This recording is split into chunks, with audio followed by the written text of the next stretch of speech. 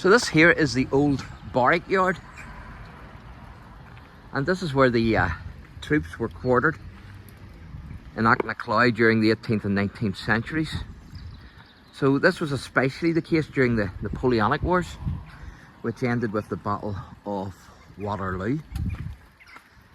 Now, regiments such as the Wexford, Dublin City, Limerick and Tipperary militias were actually stationed here before joining Wellington's campaign.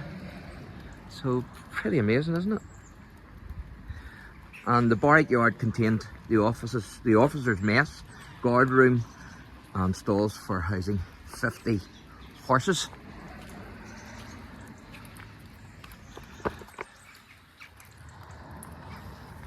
That's inside. There's a lot of rubbish in there, unfortunately.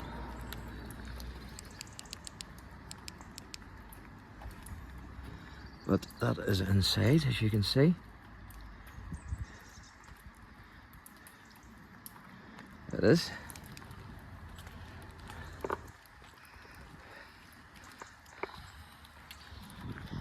So a big connection here with the Napoleonic Wars and this building.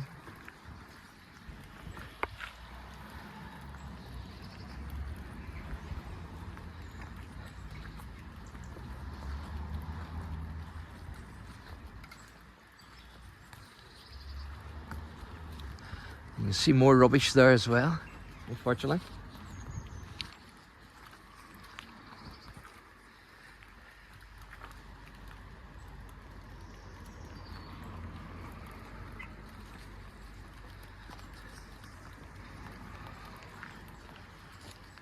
Loads of it.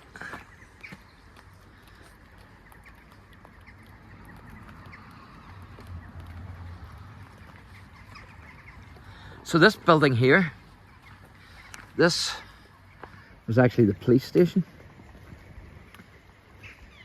So it was.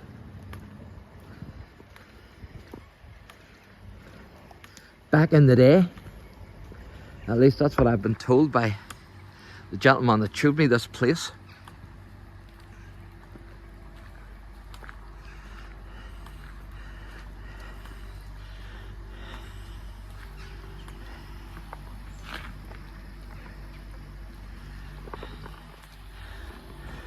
So that was the barracks up there, the army barracks. And then this was the police station. Company obviously owns this property now and works here, as you can see.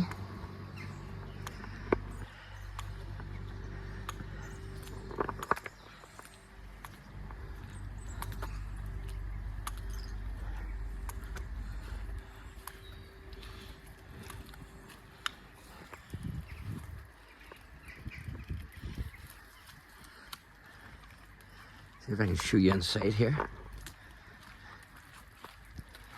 if I can.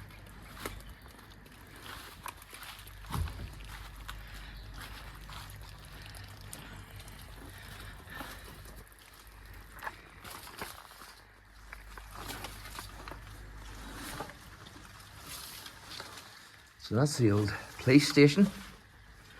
So it is. You can actually see the bars, I think, they're on the... I think they're bars. No, maybe plastic. But it certainly looks old enough, doesn't it?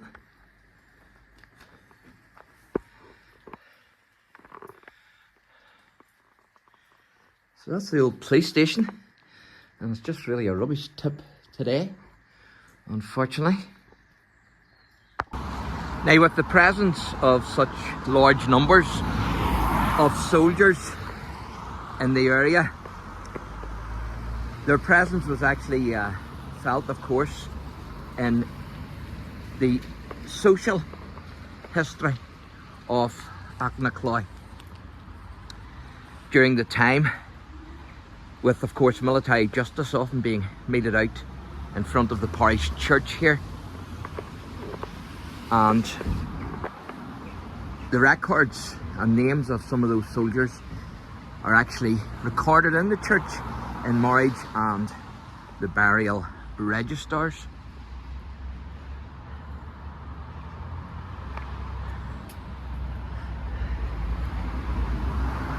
So certainly not only a connection here with the 1798 rebellion, but also with the Napoleonic times. So here we are now at the old ancient church and graveyard at Carnteel village. And so this is what's left of the church in County Tyrone. Now, the first record of a minister here in Carnteel appears in 1411 when Simon Macron was the rector. Now, the congregation was probably founded by St Patrick, and the church itself wasn't built until 1622. Now, the church was burnt during the 1641 rebellion, but the rector Thomas Waite survived, and he was the rector here from 1636 until his death in 1649, which of course was the year that Oliver Cromwell came to Ireland.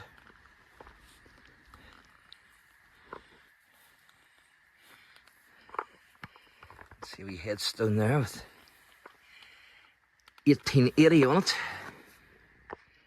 19th century.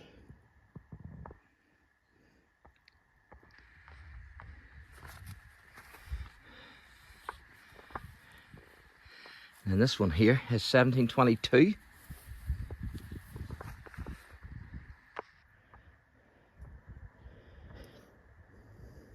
April 1722. So this is the church.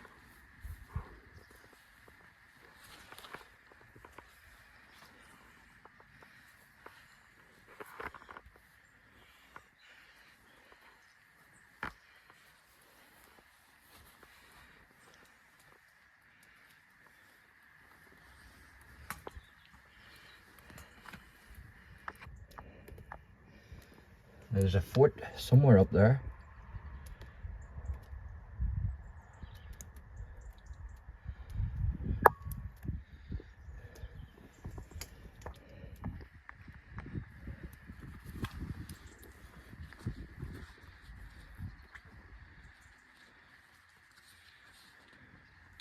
Now, after the church was destroyed during the 1641 rebellion, it was rebuilt at Rusky near Ballygawley.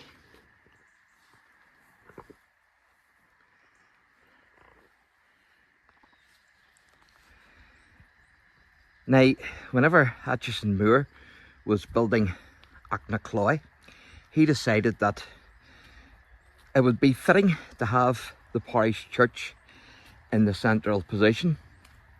And so this is exactly what he did. Today this church is called St James, and it's the parish church of Carnteel and Aughnacloy, and he built it in 1736.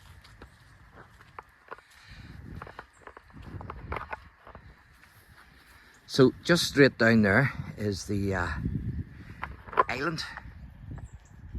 That's Carnteel Loch. Carnteel Loch, and that's the island just beyond those trees in the middle of that loch. And I'm going to talk to you a wee bit in a moment about that, but I want to show you a few graves first.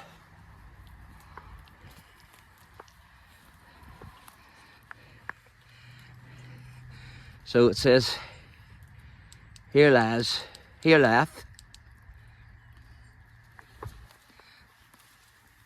who's this? McCann, somebody McCann, and it's 1751. 1751. So an 18th century grave there as well.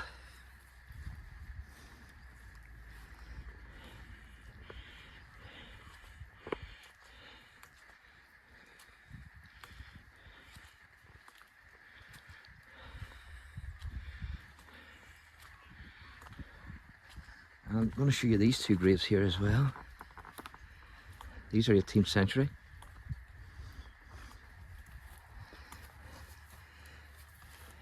Here lies the body of Brian Murphy, who departed this life June the 2nd, 1792. And he was aged 74. And then this one here is an 18th century grave as well. Here left the body of, that's another Murphy, Owen Murphy, and he died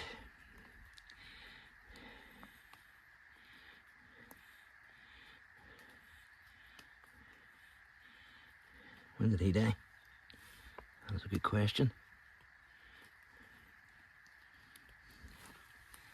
Oh, 1759. There's it there. I was looking at it and didn't see it. So he died in 1759. That's Owen Murphy.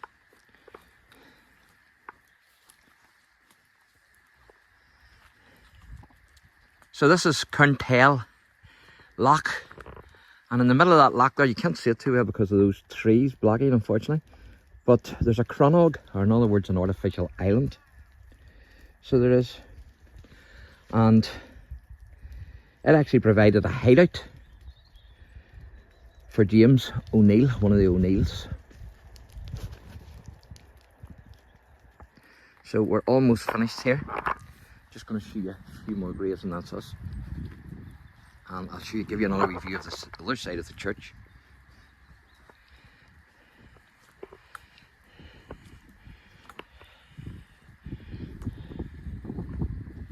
So I want to show you this one.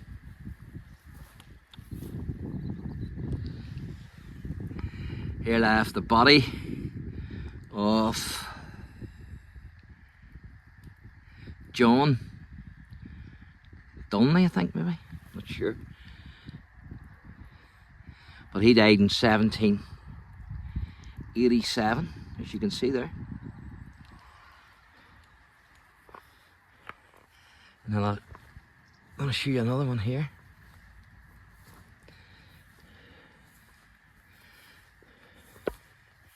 If we could make this one out, which we might not be able to.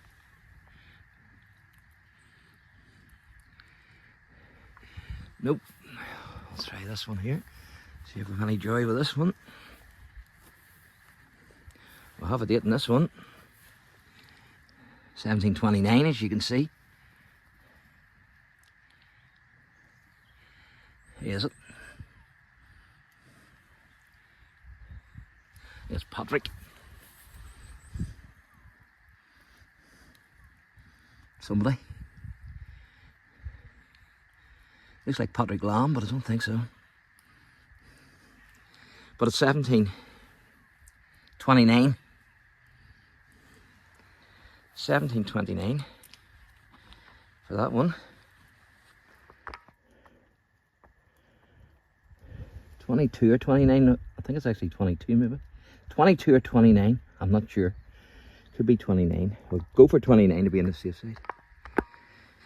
So I'm just going to show you a wee view of the church here from the side. And then we'll wrap this wee video up.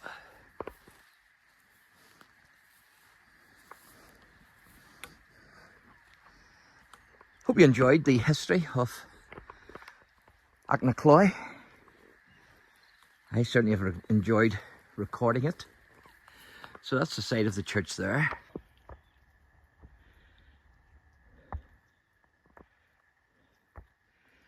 So thanks for watching,